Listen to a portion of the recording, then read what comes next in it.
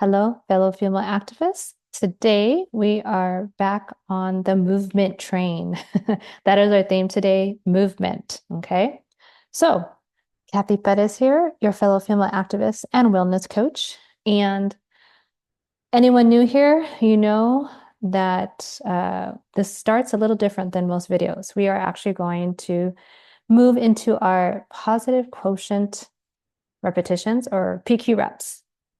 So for any newbies, again, you want to think of this as a meditation period. So you want to put yourself in a safe place, particularly safe enough where you can close your eyes if you wish to. And, if you want to lay down, sit down, just be comfy. Okay. All righty. So everyone else, get ready. I am going to go ahead and close my eyes. And here we go. All right. So whether your eyes are closed, okay, or not, go ahead and it doesn't matter again if you're laying down, if you're sitting or standing, but I want you to think about elongating your spine, okay, so that you have a nice tall spine. And I want you to put your feet on whatever surface they can be on. And I want you to think about growing taller, okay? Making sure that all four corners of your feet are, in fact, solid on the surface they're on. And think about all the muscles, all the tendons, all the ligaments, all those sensations that you're feeling through your feet that are moving then into the rest of your body.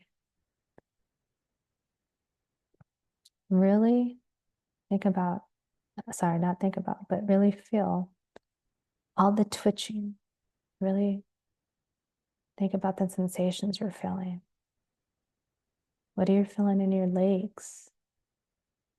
All the way from your calves, all the way up into your thighs, your hamstring. Then what are you feeling in your bum on your seat? What are you feeling along your back? What are you feeling in the front of you where your tummy is and your pelvis and your chest?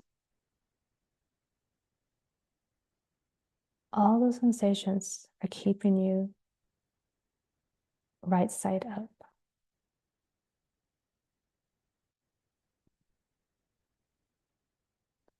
Now, with one of your hands, go ahead and place the hand on your belly.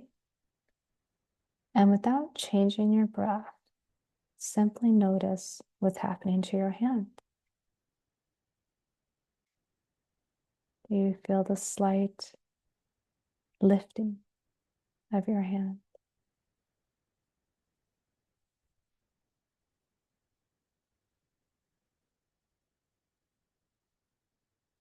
Is there warmth there?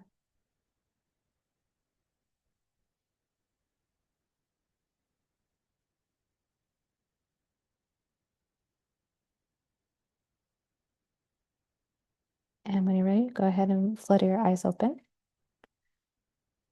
That again is what we call a positive quotient repetition session or PQ reps.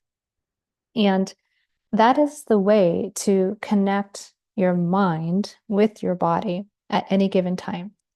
You don't even actually have to close your eyes. As I said earlier, right? It's your choice. And in some instances, which I haven't showed you yet, but we will, PQ repping, we can also do with our eyes open. In fact, I PQ rep quite often when I'm walking. So PQ repping, again, positive quotient repetitions, is a wonderful way to, again, bring yourself back, okay, into feeling your body, okay, recognizing all of the wonderful sensations, all of your gut sensations, okay, that sometimes you ignore. That's what PQ repping is all about. All righty. So today, again, we're talking about movement. And yes, I do have notes. I can go on forever about these different topics. So I don't want to trail off into a rabbit hole. So movement, okay, today's topic is movement again. What we're wanting to accomplish again is intention. It's intentional, all right? We want to create words. We want to create basically embodiment of empowerment. We want empowerment from the inside out, okay? I want you to really consider the fact that when we think about self-care, that is the ultimate sign of empowerment, right? Because it's self-induced. It is us, okay, putting our care first, right? So one wonderful aspect of movement, okay, assuming you have hopefully use of most or all of your body, is that our body, we're meant to move, okay? So the subtopic of today is why we want to create strong muscles, okay? So regardless of hopefully your situation, you have availability of movement, okay? It might be different from another person's, but all of us are born with muscles, hopefully. And so development of our muscles, okay, makes movement possible, correct? So I want to really hone in on the fact that muscle is, I want you to think about muscle in the terms of nourishment, okay? So in nourishment, right, we eat, we consume some type of fuel, right? So that we have the ability to move and to stay alive. Well, muscles, okay, think of muscles as the way that we nourish our internal parts, meaning again, most of us here are probably perimenopause or menopausal age groups, okay? And I am included in that, okay? So what a lot of us unfortunately were taught, again, in the male-dominated health and fitness industry was that, oh, women want to be toned. Okay, here's a clue. Toned isn't even a word. Tone is the tone of my voice, okay? So I'm not even going to go quite there, but what I'm saying is we were not taught, okay, unless you were a bodybuilder of some sort, that muscle is, anything to move towards, okay? We were taught run, run, run, or, like in other words, we were just taught cardio, cardio. We were never taught the importance of being strong. Well, what I want to get you to understand is that as we move through, okay, our daily, whatever movement that is for you, muscle should always be topmost concern. Why? Because when we have more muscle mass, okay, I want you to really, really listen, okay? Because because I am not talking about weight. I'm not talking about the scale. I am talking about the difference between having less muscle mass versus a ton of muscle mass. So my goal is to have as much muscle as possible. Why is that? Some of it can be vanity, and I'll totally admit I want to have like solid muscle everywhere. And it's because I know that my muscle mass will directly help me internally, okay, on several levels. So strength training is extremely important, okay? And strength training doesn't mean having to go to a gym, all right? It's helpful, but it's not necessary. Whatever you have in your household that's uniform, you can use it to help, to bring up weight. So if you have a furry family member, right, and they have a big bag, those 50-pound bags of food, guess what? That's your muscle building tool. But what's important to understand is that we want to have functional fitness. Okay, we want us to have longevity, right, in our activism, but in our lifespan. And we want that longevity to be filled with the ability to do all types of different things, right? To perform different tasks, to play with our families, right? To go running, to go on vacations, right? To experience life with as much longevity as possible. So that means that muscle is necessary, okay? For, again, those of us who are in the menopause stage of life, understand this. And even if you are in the regular reproductive years, okay, think about it this way. Muscle is so phenomenal. So for the same reason, right, that we want to, let's say, drink water, right? We want to hydrate our body, okay, to have optimal health.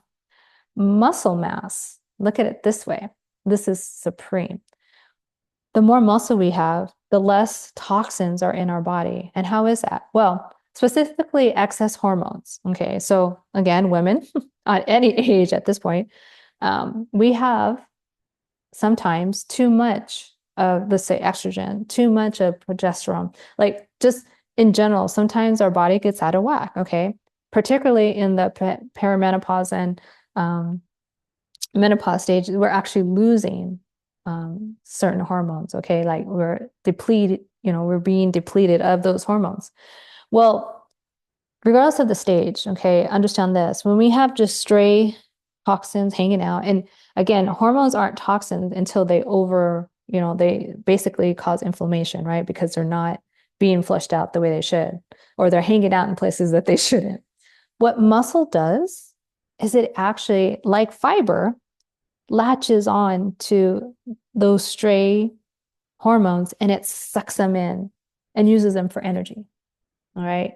So, strength training, resistance training, weight training, whatever you want to call it, whenever you're using any type of resistance, any type of load, okay, beyond just and body weight counts, but at some point, your body weight, right, is going to be not enough to make enough gains in the mass that you want, the muscle mass. So, muscle soaks up all the excess hormones.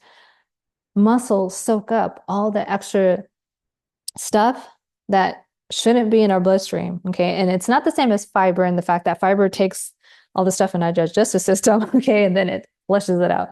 But it has that same concept. Muscles eat up everything because they want to grow. Okay.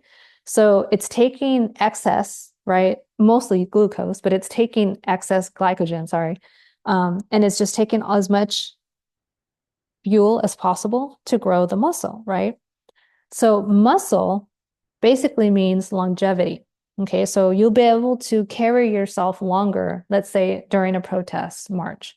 You'll be able to carry your own body weight, correct, up a flight of stairs to, the legislator's office, whatever. Muscle is basically the magic potion that you want for if you're thinking about aging, gracefully, so to speak. Again, I'm not about vanity here so much, but if aging, right, is somewhat of a concern for you, guess what? When you have more muscle mass because of how you're moving your body, that means you're creating chronologically, you might be a certain age, but physically, you actually could be younger. Okay, so we have 3 ages, I believe. It's chronological, right? So you were born at this date, so you keep adding a year. Second is physical. So your chronological age can be quite different, okay? Not similar at all to your physical age, okay? So I might be level 50, i.e. age 50, but my body is not necessarily the same age as the average 50-year-old, right? And then you have the mental, okay? The mental age, right? So unfortunately, there are those, right, who, for whatever reason, right, here's another way to think about it. Again, people who have any type of version of Down syndrome, right? Chronologically, they might actually, right, be, say, 50, age 50. But mentally, unfortunately, they haven't gone past, say, high school mentally, right? So we have different versions of what we would call age. What I want you to more think about, okay, going forward is how can I, again, make my body physically younger? And not because getting older is a bad thing. No, it's a privilege. But how can I help my body live longer in a state of more neutrality? Meaning, instead of having high stress and all kinds of chronic diseases, correct? What we're trying to accomplish is longevity activists is that we can see the fruits of our labor down the road in good health, in high spirits. So muscle absolutely should be on your top priority when you're thinking about any type of movement practice, okay? Muscle, again, will help you with longevity and it will help your bone structure. Okay. So the more muscle you have, the easier it is to move your joints, right? The muscles surround your joints. And so it means that your skeletal system is protected. Your muscles add a big layer of protection and it actually helps strengthen your bones. So the more resistance training you have, strength training, weight training, whatever you want to call it, whenever you add load of some type to your movement practice, you're strengthening that skeletal structure. All right. So please understand that muscles, okay, are good. Very, very strong muscles will mean better agility, better mobility, which is very important for longevity. And it actually means that we're more fit, okay? And that helps our cognitive ability. So it's all related. Again, we're not separate. Our mental health is not separate from our physical health. How we've been taught, okay, is the problem. And now we're trying to retrain our brain and our body how to be appreciated, right? I don't want you, again, to worry about the scale because the scale is going to change simply because muscle is dense, right? Your composition will change, is what I should say, when you gain muscle. So in some cases, again, the scale only makes much of a difference if, again, it's met or monitored with another vital sign, right? So your muscle mass, muscle takes up less space, but it's dense, right? So right now I weigh 120 pounds, but I'm not as muscular as I want to be. So when I start building my muscle again, I'm going to look quite different. And I might be 120 pounds, but I'm going to look completely different. Then when I actually start really building muscle, I probably will weigh more on the scale, but I don't care. I want to be strong moving into my longevity, right? I want to have the ability to enjoy whatever wins we get down the road as activists, right? So again, this topic of movement is being brought down to the topic of muscle mass. I want you to understand the importance of muscles, okay, of how you build that muscle, right? And then using that to give you more energy naturally, okay? That on-demand energy, which comes with mental fitness, but it also comes with physical fitness. So muscle, you want as much muscle as you could possibly get, all right? So, if you were going to talk about any type of stats, then I would say get rid of BMI altogether, but really thinking about, again, not the scale, but really the ratio of your muscle mass compared to because you have muscle mass, right? And then you have the ability to measure what you would consider your fat cells. But you're born with a certain amount of fat cells. It's just that they can actually get their shape is very pliable, basically. And so 5 pounds of fat looks quite different from 5 pounds of muscle. What we're trying to accomplish is more muscle so that we can move our bodies ever so better, okay? And do so with less pain, less strain, so that we don't get, again, right, any broken bones as we move down the road. So muscle, so important when we're talking about movement practice, okay? As an example, I'm part of, and I'll put that in the description here, Jen Pike, okay, Jeen, Jen Pike's Synced, SYNC ED, Synced Community Online Studio. Okay, so it's a movement studio. So I actually am not part of a gym, but I use the live sessions that we have in Synced, and I have equipment here in my little location here. And everything is done here at home. Now, do I want to go learn powerlifting? Heck yeah. That means I get to go to where there's a, a rack and weights and so forth. So I'll get there. But needless to say, start where you're at, okay? And if it just means you're using your body weight, go for it. But at some point, you will get to start adding some type of resistance so that you remain and gain more strength through muscle mass, okay? So that was all about movement. Again, muscles are imperative when it comes to movement, and they make life so much easier. So I want you to start thinking about, how can I build more muscle? All right, so let that be your CTA, your call to action. What one step can I take to learn how I can gain more muscle? Maybe you look into, maybe you are part of a gym, but maybe you start taking, once a week, you'll take a strength training class. Or maybe you'll look into possibly joining a gym. Who knows? Maybe you'll look into sync. Maybe you'll think about, okay, maybe I can, buy some ankle weights that can act as hand weights, and I can take those walking with me. There are so many ways. I wear a weighted vest actually when I go walking. Okay, so there's so many different ways to, in fact, increase your resistance load so that you can start building muscle, all right, to improve your movement practice. With that, thank you so much. And make sure you subscribe and share and like. And again, if you want, again, to have a way to really strategically move through learning how to take care of yourself, again, because self-care is imperative, then definitely I'm happy to interview you for the 12-month Sage and Strong longevity lifestyle for change makers, which is my 12-month program. So we can talk about that. But otherwise, we'll see you next time. Take care. Take charge. God bless.